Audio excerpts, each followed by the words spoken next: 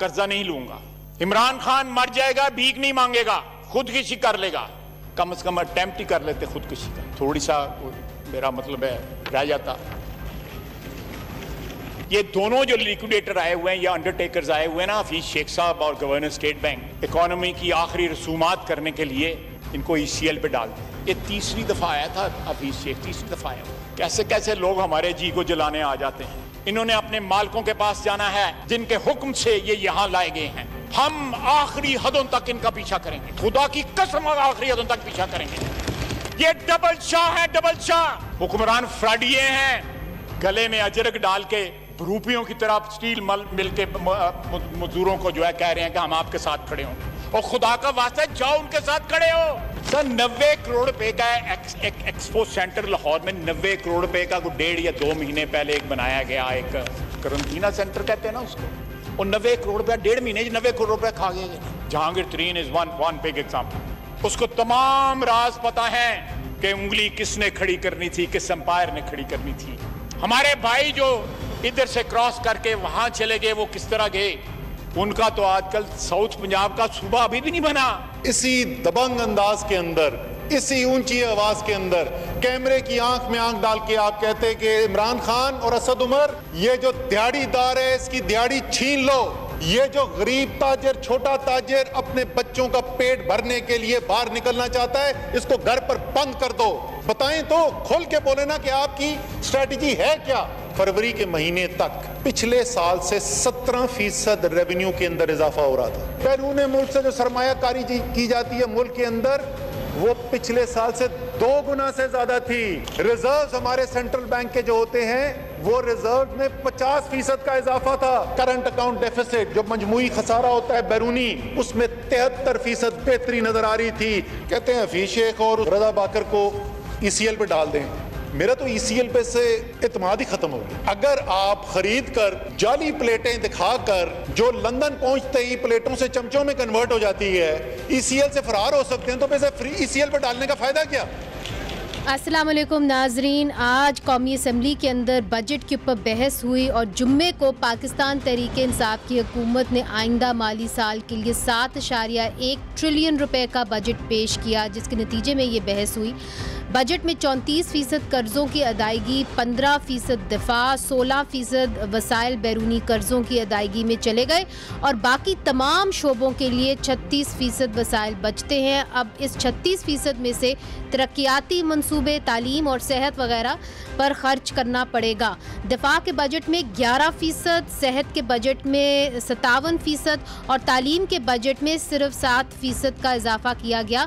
दिफा के लिए 1.3 ट्रिलियन रुपए, पावर के शोबे के लिए 80 बिलियन रुपए, ज़री शोबे में रिलीफ के लिए 10 अरब रुपए, सेहत के शोबे के लिए 25 अरब रुपए और हायर एजुकेशन के लिए 64 अरब रुपए मुख्तस किए गए हैं। लेकिन जिस हदफ की वजह से हुकूमत को सबसे ज़्यादा तनकीद का सामना करना पड़ा है वो ये था कि हुकूमत ने टैक्सों को जमा करने के लिए 4.9 ट्रिलियन रुपए का हदफ मुकर्रर किया। लेकिन मुशीर ख़जाना डॉक्टर हफीज़ शेख ने इस बात का इतराफ़ किया कि इस हदफ का हसूल नामुमकिन होगा, इसलिए सूबे इस टैक्स रेवेन्यू को जहन में रख कर अपना बजट बनाएँ। इससे पहले वफाकी वज़ीर बराए सनत व पैदावार हमाद अजहर ने कहा कि NFC अवार्ड में भी नज़रसानी करनी होगी और फिर उन्होंने ग्रोथ रेट के बारे में भी बात की। क्या कहा, आइए आपको दिखाते हैं। GDP ग्रोथ को -0.4% से बढ़ाकर 2.1% पर लाया जाएगा। करंट अकाउंट डेफिसिट को 4.4% तक महदूद रखा जाएगा। इन्फ्लेशन यानी महंगाई 9.1% से कम करके 6.5% तक लाई जाएगी। नाज़रीन, आज बजट पे बहस करने के लिए हमने दावत दी है शांदाना गुलजार को। पाकिस्तान तहरीक इंसाफ की MNA हैं, कौमी असम्बली की कमेटी बराए इंडस्ट्री की मेंबर हैं। बहुत बहुत शुक्रिया हमें ज्वाइन करने का। हमें ज्वाइन करे हैं नवीद कमर साहब, आपका ताल्लुक़ पाकिस्तान पीपल्स पार्टी से है, वो साबिक वफाकी वज़ीर रह चुके हैं। आपका भी बहुत बहुत शुक्रिया और जो इकॉनमी है उसके ऊपर गहरी नज़र रखते हैं। डॉक्टर आयशा गौस पाशा का ताल्लुक़ पाकिस्तान मुस्लिम लीग नून से है, वो साबिक वज़ीर ख़जाना पंजाब रह चुकी हैं। आप तमाम लोगों का बहुत बहुत शुक्रिया। डॉक्टर आयशा, मैं आपसे शुरू करती हूँ। ये जो NFC अवार्ड के ऊपर नज़रसानी की बात हो रही है और ये भी कहा गया है कि जो सूबे हैं उनको टैक्सेस कलेक्ट करने हैं और टैक्सेस का हदफ दिया गया है 4.96 ट्रिलियन का टारगेट दिया गया है। अगर वफाकी हुकूमत को पता है कि वो इतने पैसे इकट्ठे नहीं कर सकते और उसी से ही NFC अवार्ड के अंदर भी रकम जाती है, तो फिर उन्होंने ये टारगेट रखा ही क्यों? थैंक यू मुनीज़ा, ये इम्पॉर्टेंट क्वेश्चन है बिकॉज प्रोविंशियल फाइनेंसेस का जो हाल आजकल हम देख रहे हैं वो हमने कई सालों से नहीं देखा। देखिए इस वक्त प्रोविंसेस, इस साल प्रोविंसेस जो हैं कंबाइंड कोई 81 बिलियन का इनका जिसे कहना चाहिए डेफिसिट में है ये। अब अगर विच बेसिकली मीन्स कि उनके अपने जितने भी ट्रांसफर समेत जो उनको रिसोर्सेज मिल रहे हैं are not enough to finance their expenditure responsibilities और वो डेफिसिट रन कर रहे हैं। अब प्रोविंसेस बोरो नहीं कर सकते, जिस तरह फेडरल गवर्नमेंट अपनी डेफिसिट खत्म करने के लिए बोरो करती है वैसे प्रोविंसेस नहीं कर सकते, उनका एक्सेस बड़ा लिमिटेड होता है, बड़ी कम वसाइल वो एक्सेस कर सकते हैं थ्रू बोरोइंग। इसमें तो अब IMF ये कह रहा है कि अगले साल का यानी इस साल जो टोटल खसारा होगा चारों सूबों का वो तकरीबन 210 बिलियन होगा। तो मेरा पॉइंट ये है हमाद अजहर साहब से कि ये आपका ये प्रिजम्पशन, ये आपका प्रेमिस ये है NFC अवार्ड जब आप कहते हैं कि हम रीनिगोशिएट करेंगे, आपको लगता है कि सूबों के पास बड़े वसाइल जा रहे हैं, इतने ज्यादा वसाइल चले जा रहे हैं उनके पास कि उनको से खर्च ही नहीं हो पा रहे और उनके पास तो उनके खजाने भरे हुए हैं और उनके पास कोई जिम्मेदारियां नहीं है, वो तो कोई काम वाम नहीं कर रहे होते तो और सारा काम तो फेडरल गवर्नमेंट कर रही होती है। तो लिहाजा अब रिविजिट करें ताकि कुछ सूबों की तरफ से पैसा वापस फेडरल गवर्नमेंट की तरफ चले जाए। तो देखिए गुजारिश मेरी इसमें ये है कि आम आदमी के लिए जो सर्विसेज प्रोवाइड होती हैं आप उसमें ले तालीम, सेहत, public transport, water supply, sanitation, agriculture, irrigation, public transport, यानी जो चीज आप उठा के दें जिसका आम आदमी की जिंदगी पे फर्क पड़ रहा है बहुत डायरेक्टली, वो प्रोविंसेस की रिस्पॉन्सिबिलिटी है। हमें उनको वसाइल देने की जरूरत है ताकि वो अपनी रिस्पॉन्सिबिलिटीज बेहतर तरीके से फुलफिल कर सके। तो एक अब आप अगर ले लेंगे वापस तो सूबा फेडरल गवर्नमेंट के पास as per the constitutional requirement federal legislative list 1 में जो कि स्पेसिफिकली फेडरल गवर्नमेंट के वसाइल वो की रिस्पॉन्सिबिलिटीज बताते हैं, उसमें डिफेंस है, उसमें डेट सर्विसिंग है, उसमें ट्रेड वगैरह है, उसमें ये चीजें वो हैं जो कि थोड़ी सी जनरल इस्तेमाल की हैं और वो सूबों की इतनी नहीं है। मेरा पॉइंट ये है कि हमें प्रोविंसेस को इंडाउ करना है अगर हमने आम आदमी की क्वालिटी ऑफ लाइफ इम्प्रूव करनी है।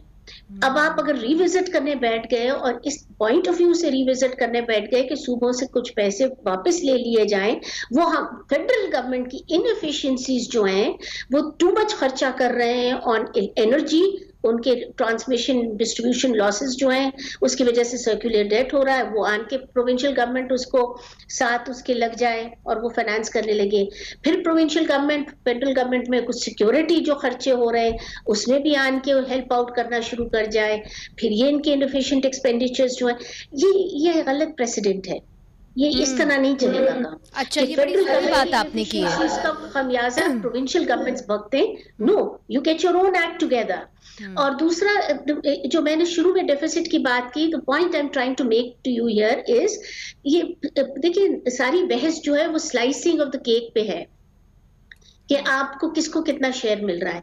मैं कह रही हूँ कि इस वक्त क्योंकि डेफिसिट प्रोविंशियल भी है और फेडरल भी है, the question really is the size of the cake. Absolutely, जब आपका साइज बड़ा होगा तो सबको काफी मिल जाएगा, फिर आपको एक दूसरे से खींच के रिसोर्सेज निकालने की जरूरत नहीं होगी। मैं आपकी बात समझ गई हूँ। ये जो आपने साइज ऑफ द केक की भी बात की है, नवीद कमर साहब, we can barely see you but thank you so much for joining us. Sindh के हवाले से मैं आपसे पूछूंगी, आपने भी बजट्स देखे हैं, बनाए हैं। अब रिसेंटली इस हुकूमत ने क्या किया है कि कुछ सिंध के और पंजाब के जो हस्पताल हैं, बिलखसूस सिंध के 5 और पंजाब के 1, लाहौर का 1 हस्पताल जो है वो फेडरल गवर्नमेंट के मातहत अब हो गया है।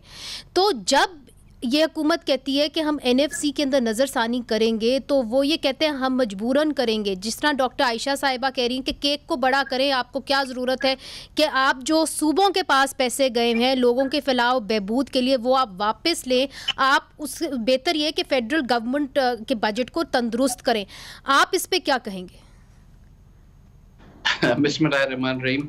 मुझे अनफॉर्चुनेटली इनकी पता नहीं नज़रों में ये चीज़ें क्या थे भाई। हर कॉन्स्टिट्यूशन ये कहता है कि हर इंस्टीट्यूशन जो है वो अपना अपना काम करे।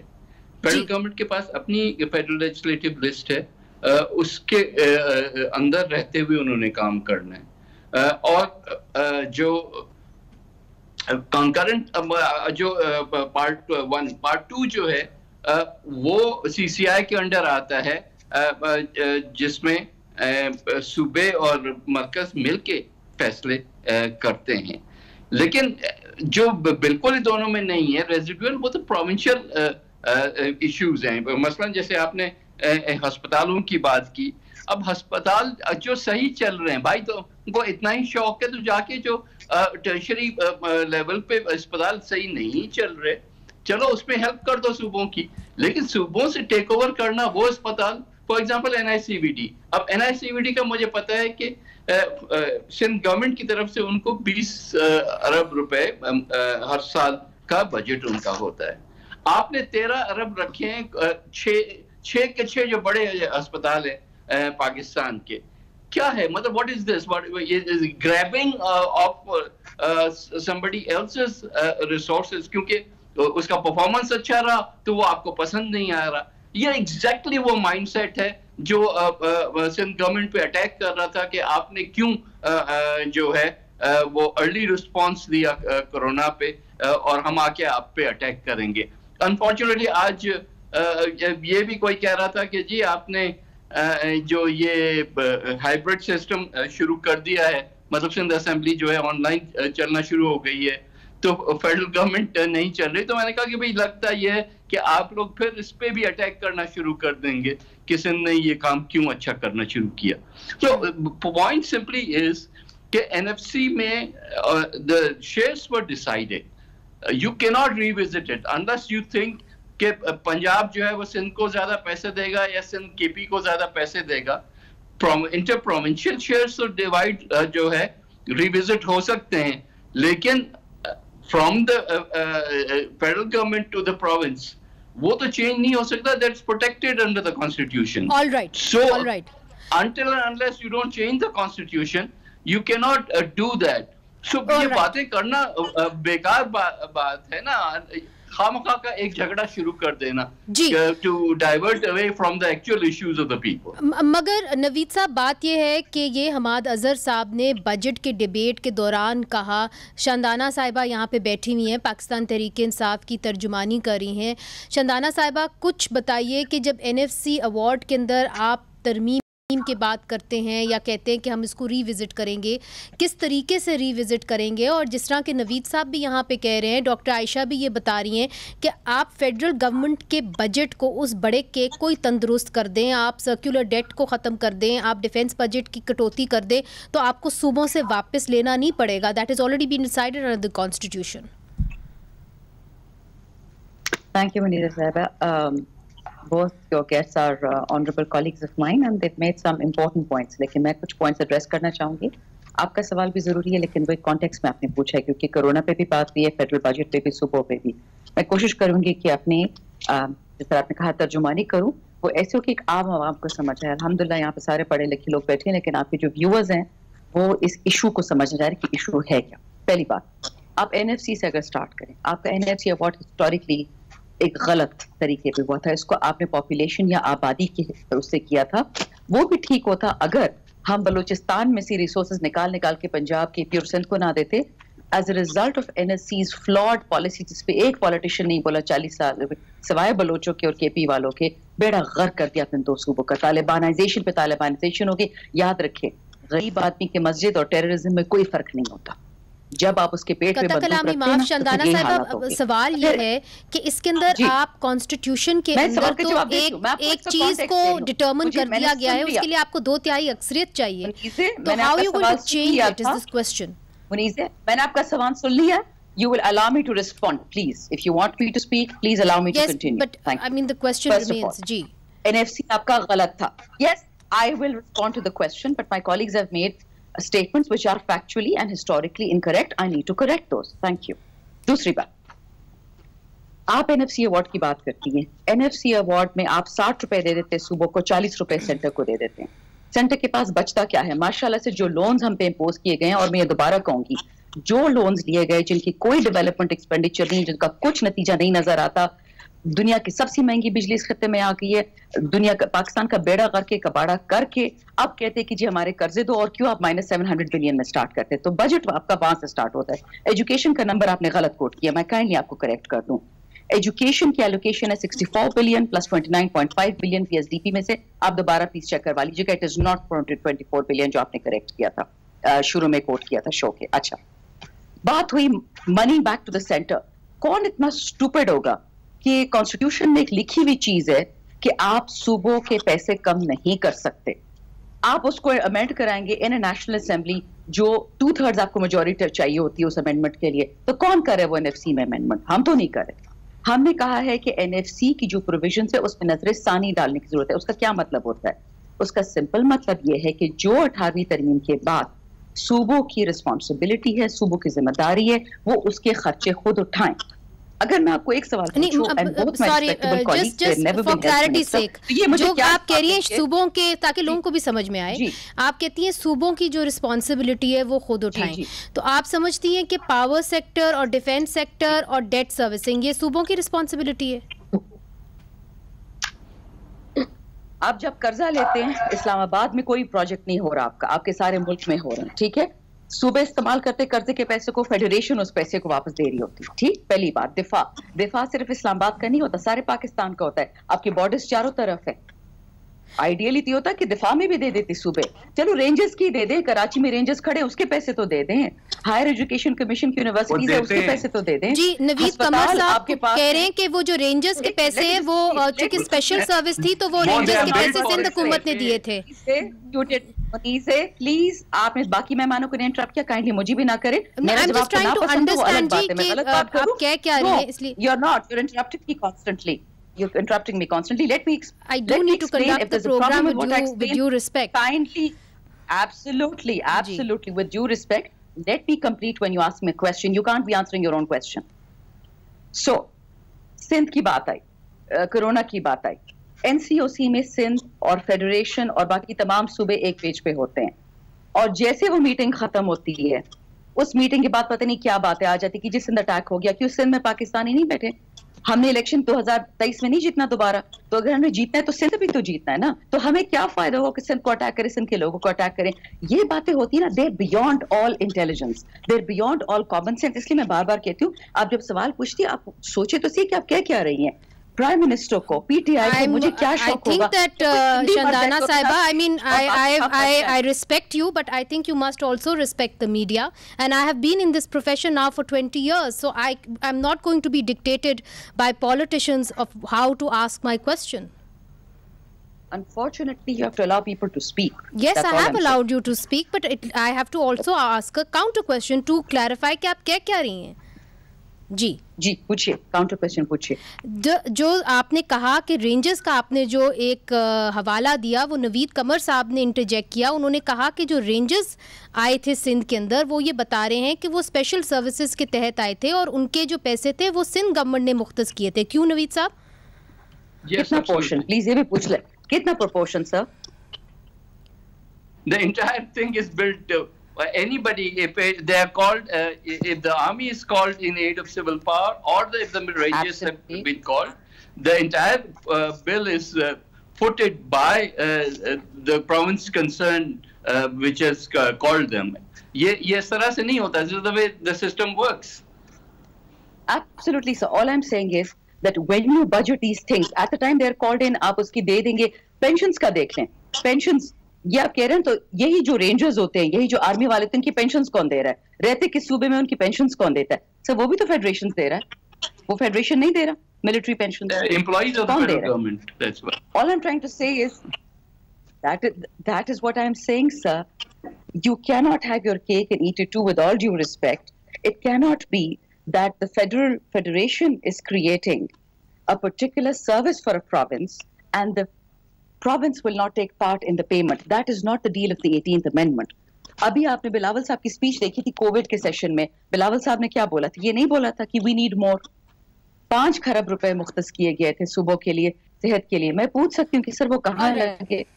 It's very easy to attack the current budget, but मुझे पास्ट का कोई एक चीज तो दिखा देना जो सक्सेसफुल थी. All right, so I think कि मुझे एक वक्फा लेना है, मगर शानदाना जो एक पॉइंट बनाने की कोशिश करी वो ये कह रही हैं कि जो एक्सटर्नल डेट है उसके अंदर सूबों को भी अपना हिस्सा डालना चाहिए और जो डिफेंस है उसके अंदर सूबों को भी अपना हिस्सा डालना चाहिए, चूँकि वो ये सारी चीज़ें इस्तेमाल करते हैं. इसका हम जवाब लेंगे डॉक्टर आयशा पाशा से वक्फे के बाद.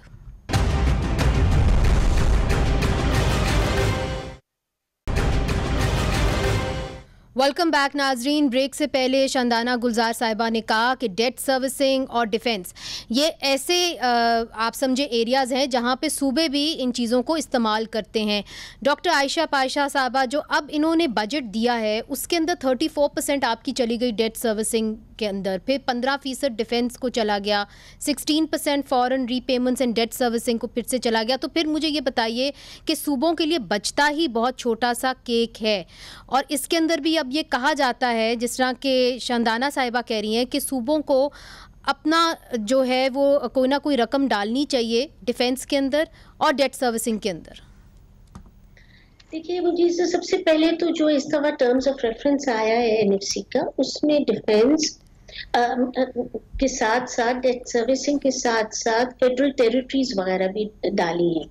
पर देखिए, मैं आपको कहना ये चाहती हूँ कि कॉन्स्टिट्यूशन ने फेडरल लेजिस्लेटिव लिस्ट 1 और 2 में क्लियरली डिमार्क कर लिया है कि कौन सी फंक्शनल रिस्पॉन्सिबिलिटी किस लेवल ऑफ गवर्नमेंट की है. कुछ सूबों के पास एक्सक्लूसिव है, कुछ फेडरल गवर्नमेंट के पास एक्सक्लूसिव है. अब पॉइंट ये है कि फेडरल टेरिटरीज जो जेबी गिलगित बल्तिस्तान और एजे के, ये फेडरल टेरिटरीज हैं. आप अगर सूबों से ये कहेंगे कि आप अपने सूबे के साथ साथ इसको भी फंड करने में हमें हेल्प करें, तो ये गलत होगा. फिर फेडरल गवर्नमेंट क्या कर रही है? दूसरा, आप डिफेंस की बात करिए. देखिए, इंटरनल लॉ एंड ऑर्डर जो है वो प्रोविंशियल सब्जेक्ट होता है. टेररिज्म से हम बाहर निकल कर आए. सूबों ने बड़ी मेहनत करी है, नेशनल एक्शन प्लान के साथ मिल के फेडरल गवर्नमेंट की ये मुश्किल को हमने साथ मिलकर अबूर किया है. अब सूबों ने भी, अब मैं पंजाब को आपको एग्जाम्पल देखूं, CTT भी बनाया है, स्पेशल प्रोटेक्शन यूनिट भी बनाया है, एलीट सर्विस भी बनाया है और उन्होंने अपनी प्रोविंस को सिक्योर किया है और हेल्प किया है इन मेंटेनिंग लोकल जिसे कहना चाहिए लॉ एंड ऑर्डर. तो वो तो सारे खर्चे उसके उठा रहे और वो काफी तेजी से बढ़े हैं ये खर्चे, इसलिए कि लॉ एंड ऑर्डर टेररिज्म को माशाल्लाह अच्छी तरह मुल्क ने इसका किया. अब अगर हम defence is basically international borders जो फेडरल गवर्नमेंट की रिस्पॉन्सिबिलिटी है. ठीक है, वो इंटरनल भी हेल्प करते हैं, वो no one is denying that, but the point is that कि वो फेडरल लेजिस्लेटिव लिस्ट 1 का सब्जेक्ट है. इसी तरह डेट सर्विसिंग की आप बात करिए. देखिए, कर्जे लेने पे प्रोरोगेटिव जो है वो फेडरल गवर्नमेंट का है. सूबों के अपने खर्चे होते हैं, अपने कर्जे होते हैं. हम कुछ कमोडिटी लोन्स लेती हैं प्रोविंशियल गवर्नमेंट्स, कुछ अपने वेज एंड मीन्स के लोन्स लेती हैं, कुछ वो ऐसा होता है कि इंटरनेशनल प्रोजेक्ट्स वगैरह पे कुछ ले लेती हैं. वो अपनी जो लोन्स लेती हैं उनको वो खुद सर्विस करती हैं. ठीक है, वो फेडरल गवर्नमेंट उनको सर्विस नहीं करके देती, वो उनकी अपनी जिम्मेदारी होती है. जो फेडरल गवर्नमेंट लोन लेती है, ठीक है, जाहिर है फेडरल गवर्नमेंट इटसेल्फ तो is nothing at all, it's a combination of the provinces ना, तो ऑब्वियसली वो तो नीचे अगर लिया जाता है तो प्रोविंशियल टेरिटरीज में ये खर्च होता है. बट नॉनदलेस एक और इशू है इस पूरे प्रिंसिपल पे, ये जो हम इस वक्त देख रहे हैं कि हम खर्चा करें और आप आए और उसको फंड करें. देखिए, एक मॉरल हैजर्ड का इशू होता है. अगर आपको ये पता है कि आपकी एक्सपेंडिचर रिस्पॉन्सिबिलिटीज फैलाने की जिम्मेदारी है, तो आप उसमें वो प्रूडेंस, वो इफिशिएंसीज, वो जिसे कहने चाहिए एहतियात नहीं बरतते जो हमें जरूरत होती है. हम एग्जांपल दो, अगर सारे डिस्ट्रीब्यूशन लाइंस वगैरह फेडरल गवर्नमेंट के तहत काम कर रही हैं और ट्रांसमिशन एंड डिस्ट्रीब्यूशन लॉसेस हुए जा रहे हैं जिसकी वजह से सर्कुलर डेट बढ़ रही है, अब आप अगर सूबों को कहते हैं आओ और आन के इसको फंड करो। तो आप इन इफेक्ट सूबों से ये कह रहे होते हम इनएफिशिएंट हैं, हमसे हमारा काम नहीं हो रहा, हम ना लायक कहीं दिखा रहे, मगर क्या करें, तुम तो सूबे हो, आवाम की इसको हेल्प करो। ये wrong principle. I get your point. कोई इकोनॉमिक्स प्रिंसिपल में कहीं आप जाएं, इस तरह के फ्लॉड प्रिंसिपल्स हम नहीं अडॉप्ट कर सकते for proper financial management. Okay, Naveed Qamar साहब, बात असल में ये है कि विद दिस बजट एक एक्सपेक्टेशन थी, जिस तरह आवाम की एक एक्सपेक्टेशन है, वो समझते हैं कि आज वो सबसे बड़ी जंग जो है कोरोना से लड़ रहे हैं और टिड्डी दल से लड़ रहे हैं, जिसके लिए उनको रकम की ज़रूरत है। मगर इस बजट के अंदर जो बड़ा है वो डिफेंस बजट बहुत बड़ा, उसके अंदर बहुत इजाफा हुआ है। तो आपका तो ताल्लुक़ जो है वो ज़रूरी शोबे से भी है, आप इस मामले को कैसे देखते हो? जिस तरह डॉक्टर आयशा पाशा साहिबा कह रही हैं कि इसके अंदर मॉरल जो अथॉरिटी है वो भी सूबे लूज़ कर जाते हैं अगर NFC अवार्ड के पर कटौती भी होती है, और दूसरी तरफ से अगर कोई फेडरल गवर्नमेंट जो है वो डिसाइड करती है चीज़ों को। मुझे से आपने दो जो इश्यूज बताए हैं, इस वक्त पाकिस्तान के किसी शख्स से अगर आप पूछेंगे, एक्सेप्ट फ्यू जिनके अपने वेस्टेड इंटरेस्ट होते हैं, वो आपको यही बताएंगे कि जी इस वक्त हमारी प्रायोरिटी जो है एक तरफ या कोविड है, उससे कैसे निपटा जाए, या फिर लोकस्ट है जो हमारी फसलों को, हमारी फूड सिक्योरिटी को खाए जा रहा है, और दोनों प्रोविंशियल सब्जेक्ट्स हैं।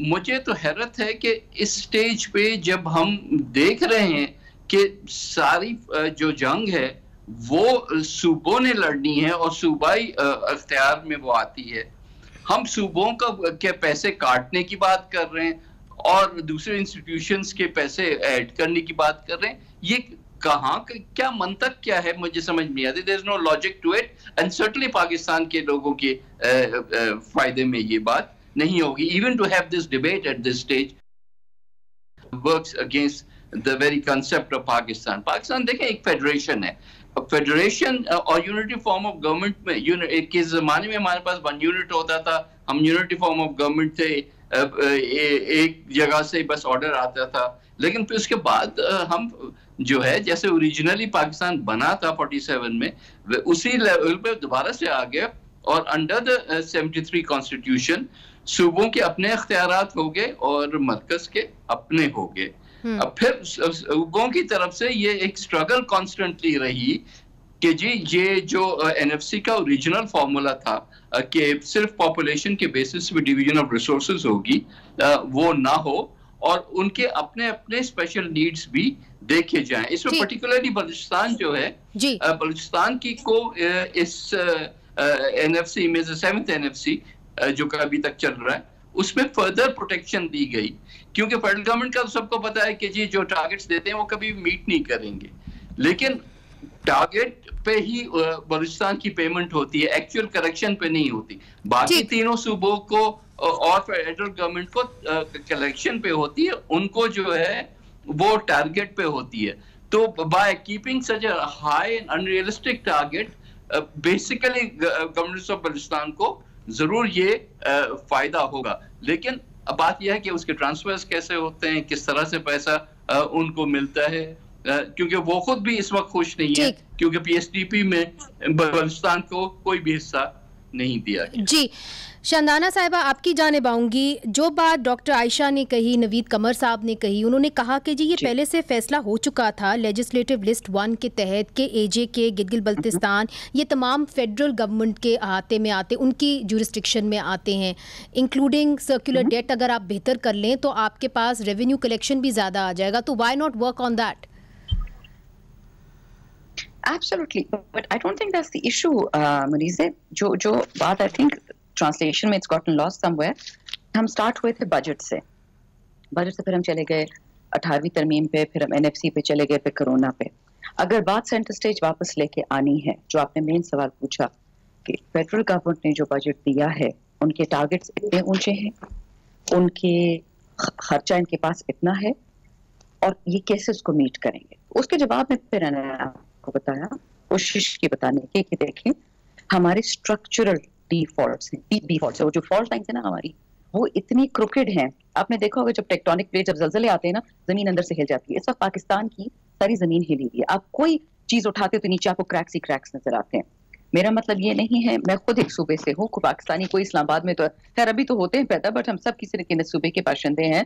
नेचुरली टेंडेंसी होगी कि सूबे को आप बेहतर करें तो मुल्क बेहतर होगा। आई थिंक उससे किसी की बहस नहीं है। जो इशू आप बात कर रहे हैं, देखिए फौज की हमने बात की, हमने इतना फौज को डिस्कस किया, फेडरल गवर्नमेंट क्या कह रही है, provinces need to step up versus federation.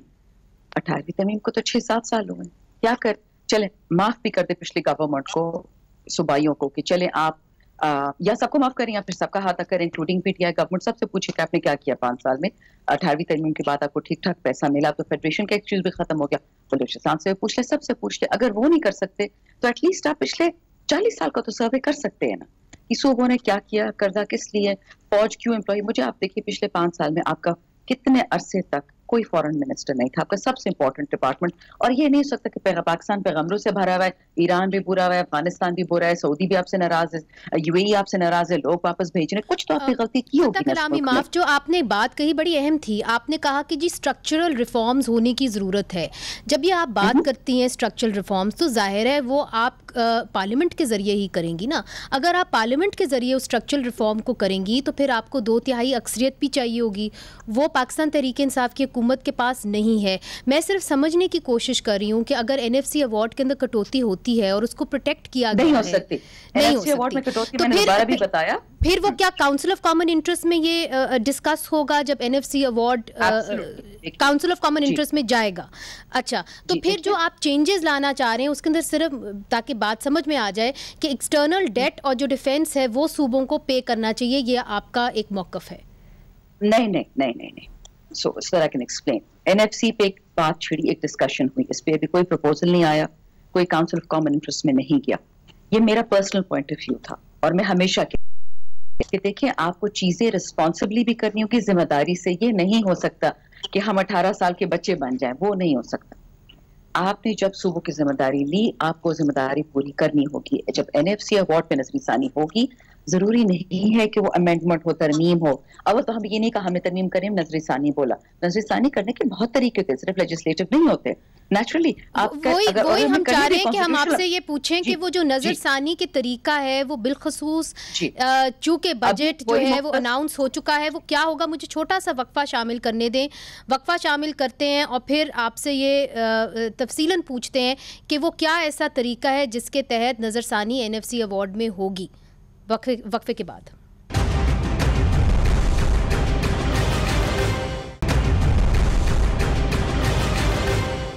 Welcome back नाजरीन। कंक्लूडिंग रिमार्क्स लेंगे चूँकि प्रोग्राम का वक्त हमारा बिल्कुल ख़त्म होता चला जा रहा है। हमाद अज़हर साहब ने कहा कि जी हम एनएफसी अवार्ड में नज़रसानी करेंगे। शानदाना मुमन साहिबा, शानदाना गुलजार साहिबा ने कहा कि एनएफसी में अवार्ड जो है, एनएफसी अवार्ड के अंदर नज़रसानी कैसे की जाएगी वो इसके ऊपर तफसीलन बताएंगी। जी शानदाना साहिबा। जी मनीषा, क्योंकि बात उस वक्त हमने मिलिट्री बजट से स्टार्ट की थी और मैंने दोबारा बताया आपको कि एनएफसी पे constitutional amendment at this point is not on the cards. अगर होगा तो अनाउंस करेंगे नेचुरली, बिकॉज इसकी 2/3 रिक्वायरमेंट होती है। मैंने शुरू में बता दिया जो जरूरी है चीज। जी, नजरसानी किस तरीके से होगी? बनी थी जी जी जी, जो काउंसिल ऑफ कॉमन इंटरेस्ट बनी थी, अगर आपको याद है दोनों पिछले हुकूमतों में वो नहीं बना पाए फॉर व्हाटएवर रीजन, उस पर बैठ के बात करनी है कि जो आपने काम किया 18वीं तरमीम के बाद वो किस हद तक कामयाब हुआ। जो सूबों को मिला वो यूटिलाइज हुआ, जहां पे यूटिलाइज होना था कि नहीं हुआ। देखिए बहुत आसान होता है पैसे दे देना, लेकिन उसकी ये नहीं हो सकता कि जी आपके पैसे थे ले आप जहां खर्च करें, चाहे वो फेडरेशन हो चाहे वो सूबा। पूछा जाएगा। सिर्फ आपको एक बात बता दूं, ज्यादातर आपके व्यूअर्स के लिए जरूरी है कि जब पाकिस्तान सूबों को पैसे दे चुका होता है फेडरेशन, आपके पास जो पैसे बचते हैं उसमें से आपका 1200 चला गया तकरीबन फौज के पास और दूसरा आपका चला गया 2700। इस साल हमने 2900 दिया है डेट सर्विसिंग में मिलियन, तो आप -700 से तो स्टार्ट होते कि आपके साथ रही 2000 किया।